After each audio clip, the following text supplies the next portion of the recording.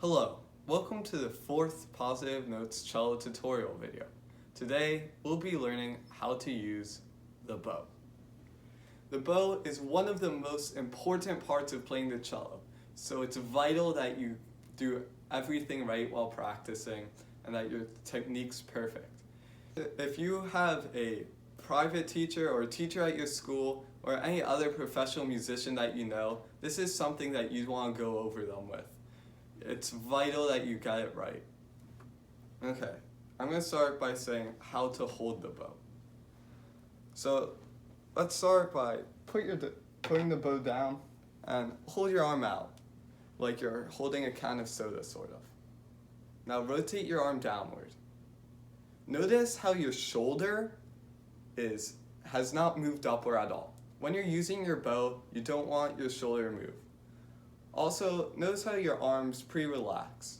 You want your arm, so your forearm, your wrist, your shoulder, all of it to be really relaxed. If you tense up, then it's bad for your playing and it can also be bad for your health as a musician. So, let's pick up the bow again. Hold the bow in your left hand like this. When you're using your bow, never touch the bow hairs because the oil on your skin can get on the bow hairs and interfere with them and you won't get as nice a sound from your instrument. Now lift your arm up like that again. Drape your fingers down so they're sort of just naturally hanging. Slowly move your hand down until it rests on your bow. And then just press your thumb in a little and now you're holding your bow. So you want your hold to be very relaxed, like as I said before.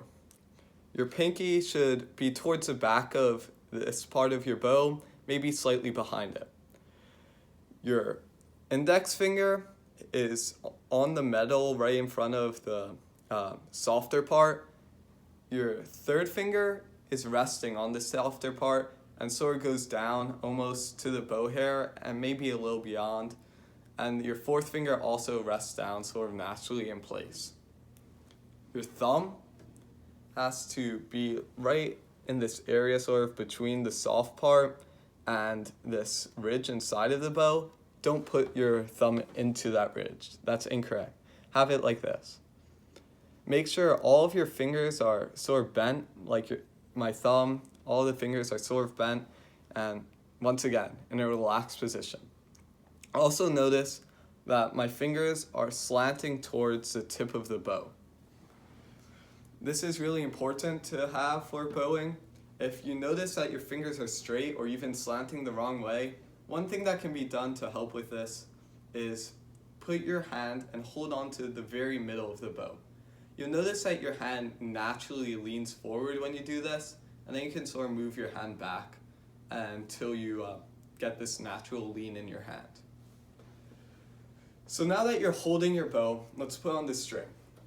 When you put on the string, it goes in between the fingerboard and the bridge.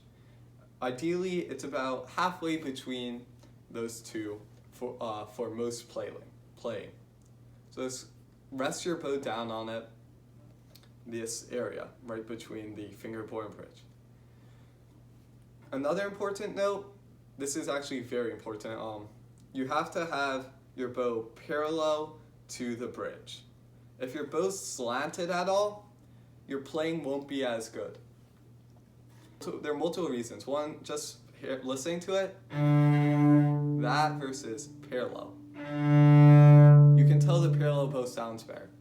But when you're slanted, your bow's going to move around outside of that nice part in the center. And when you get too close to the bridge, you get a bad sound. And when you're over the fingerboard, the sound's a lot quieter. Thus, it's important that you keep your bow right in between the two and you keep it parallel to the bridge so it's not moving around or interfering with your playing. Okay, so now that you have your bow in place and it's parallel, let's talk about the movement of the bow. When you move the bow, as I said before, your shoulder doesn't move. These parts of your arm, your forearm, and the back of it sort of move in tandem. At the beginning, it's a bit more of this back part moving, but then your forearm has to move to make sure your bow remains in parallel.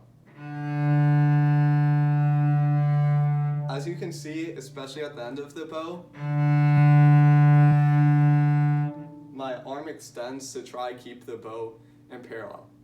If you have a full-length mirror in your home, it can be useful to practice in front of it to make sure that your bow is parallel as you move it. For each string, the A string, the D string, the G string, and the C string, the movement in the arm is slightly different to keep the bow parallel no matter what string you're on. So some quick terminology with the bowing. When you're moving the frog of the bow, this bottom part, to the right, it's called a down bow. When you're moving the tip of the bow to the left, or the tip to the frog, so your whole bow's moving to the left, it's called an up bow. So another important note is when you're bowing, your wrist should slightly lead the movement of your arm. This is really important, especially when you start playing faster movement, because as you get faster, you want to use more and more wrist and less arm, because when you're using your whole arm to bow and you're playing a lot of notes in a short period of time, you're going to tire out faster. You want to lead with your wrist now to start getting ready for the faster notes, and it's good technique. So the last thing I will be going over with the bow is controlling volume with the bow. So there are really three things that control the volume. The first I've already gone over.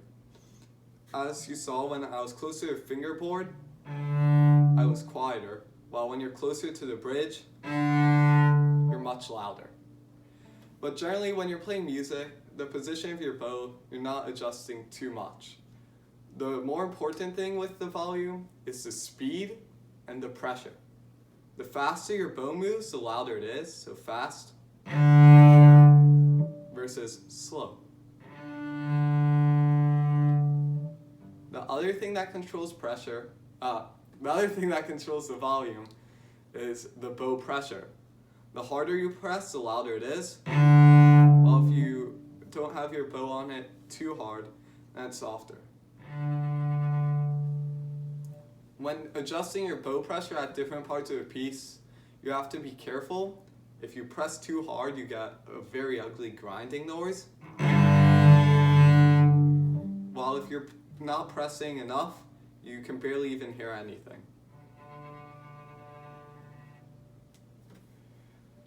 Okay, so that's all the basics to bowing. Let me do a quick review. To put your hand on your bow, just have your fingers so are draping and carefully put your hand onto the end of the bow. Your fingers should lean forward. Your index finger is around this metal thing and also is sort of on the soft part of your bow, and your thumb goes on this spot between the soft part and this inward part. When you put the bow down on your strings, it goes about halfway between the fingerboard and the bridge. Your bow has to remain parallel to the bridge at all times, or else your sound will not be as good. To keep it parallel, you have to make sure to move your forearm as you play. And you don't want to move your shoulder at all while playing. Make sure you're relaxed throughout everything so that you can play easier and you don't risk health problems later in your cello career. Lastly, you have to have some leading of the bow with your wrist, and both speed and pressure control the volume of your cello.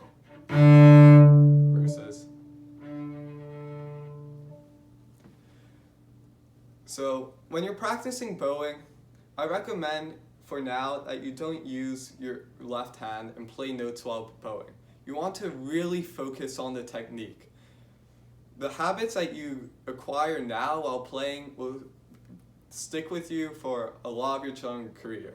If you make a bad habit now, it'll be really hard to remove later. Remember, practice doesn't make perfect. Practice makes permanent. So if you practice the wrong way, it'll be extremely hard to correct yourself later. I'll see you soon in our next cello lesson tutorial.